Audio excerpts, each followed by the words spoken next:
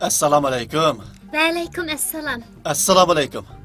Va alaykum assalom.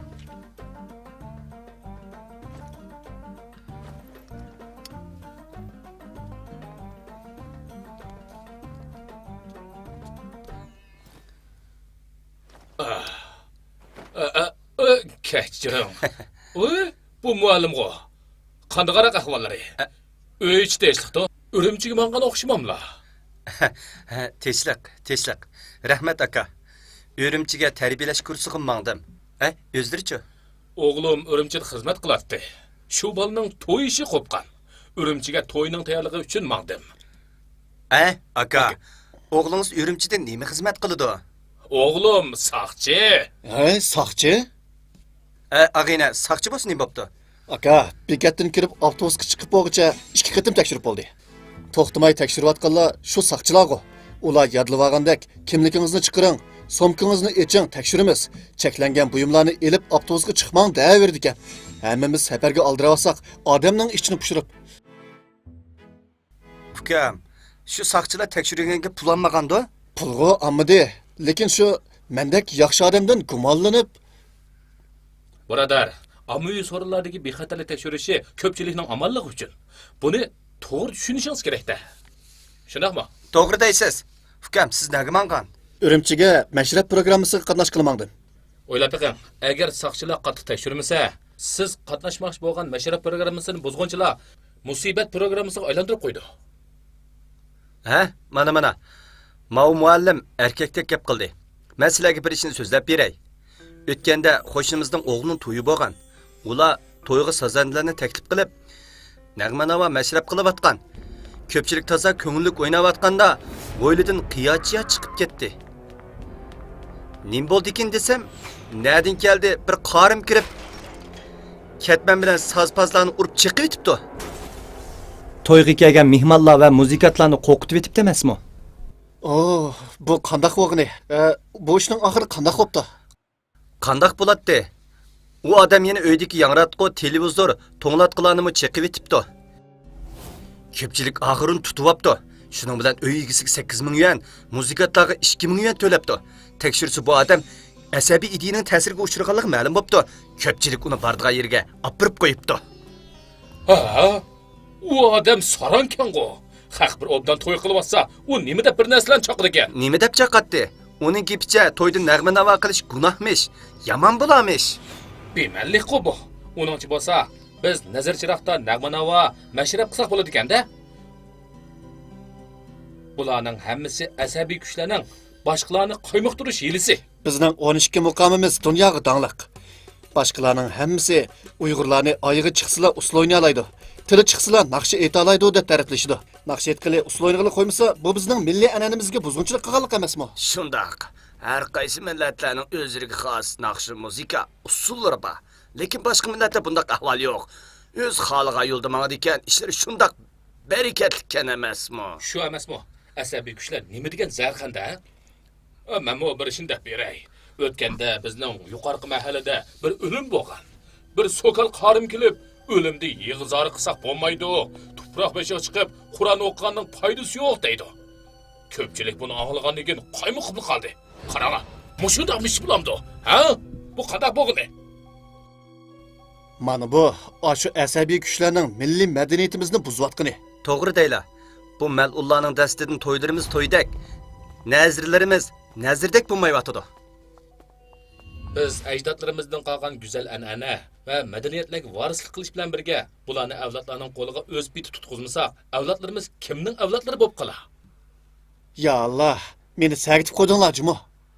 Ukam, endi tushungansiz. Saqchilarning bexatarlik tekshirishining zarurligini bilgansiz. Shu, to'g'ri deysiz. Qarang. Aviyada bir odam bizga o'g'ri mushukdek qarab turdi. Chataqmi nima? Ko'pchilik azodi fikrlashayotganda uchiq yuriq gap qiling. Bu bola o'tirgan ayolni davatidi. Qiyofati Uyg'urdek, kiyevog'ini chataliklarning kiyimi, qaysi millat ekanligini farqlantirgil bo'lmaydi. Uyg'urdi. Yana bir qarasa o'xshamaydi. Yo'q. Tag'a Uyg'urlar undaq kiyinmaydi. Muallim, siz ko'pni ko'rgan. Bizga deb bering, u qaysi millat? u degan buzg'ur. Yo'q, nada undaq millat bo'lsin? Bugan bilimlik odam degan boshqacha bo'ladi-da.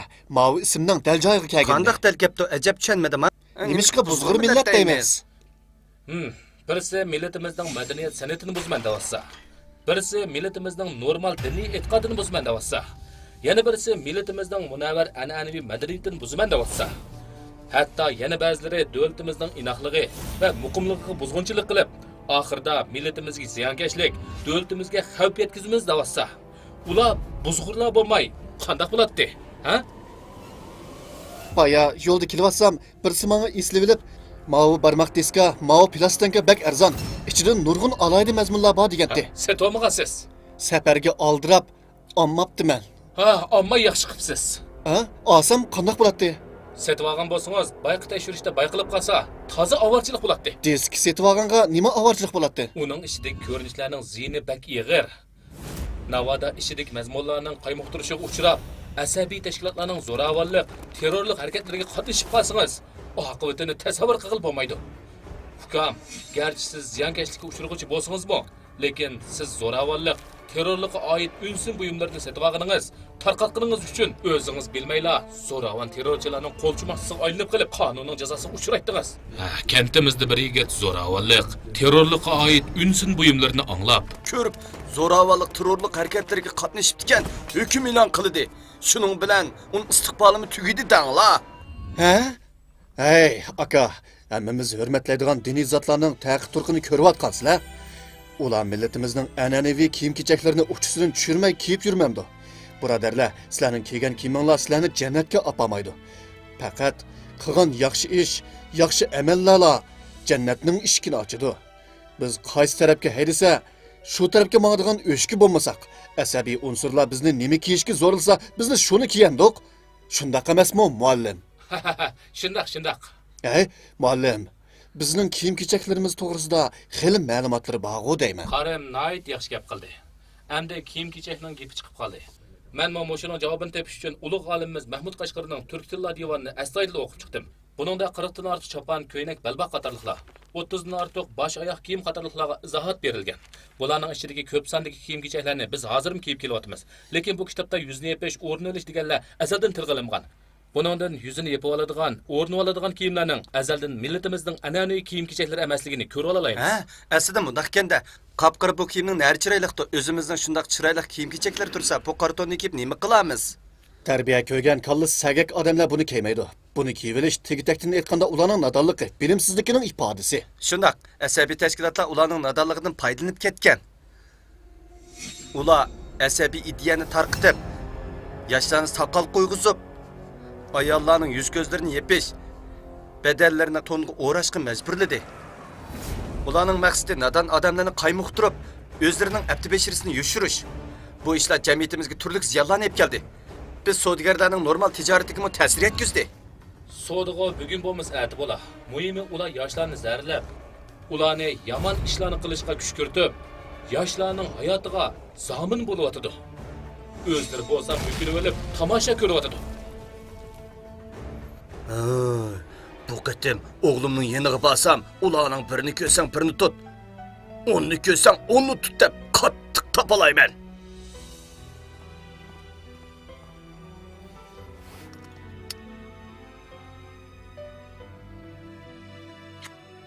Ular balalarni o'qishdan to'ssa, diniy zotlarni normal diniy faoliyatlarni shug'ullanqili qo'ymasa, to'y to'kinlarimizni to'yda qilib qo'ymasa, ularning maqsadi zodi nimadi? Ularning maqsadi nima bo'ladi? Ular hokimiyatni tortib olsam, qulluq tuzumni asliga keltirsam, xotindan nachini olsam deb xomxayol qilishidi. Ular hokimiyat tutib olsa, jamiyat qapazgili aylanib qoladi. Ular uxlamay tush ko'ribdi. Hozir bizning davlatimiz kuchlik, xalqning turmushi kundan kunga bayashat bo'layotdi. Ashundaq diniy asabiy tashkilotlar uzluksiz tarmar qilinyapti. Biz cho'qim ittifoqlashib, asabiy ideyalarni yo'qotishimiz, zo'ravon terrorchi unsurlarning millatimizga ziyonkashlik qilishiga hargiz yo'l qo'ymasligimiz kerak. Asabiy ideyalarni yo'qotaylik. Asabiylikni yo'qotish bizning o'rtaq yurak sadoyimiz. Vatanimiz kundan kunga kuchayyotir. Biz vatanimizning taraqqiyotida agishib, go'zal kelgusiga o'rtoq otlaylik.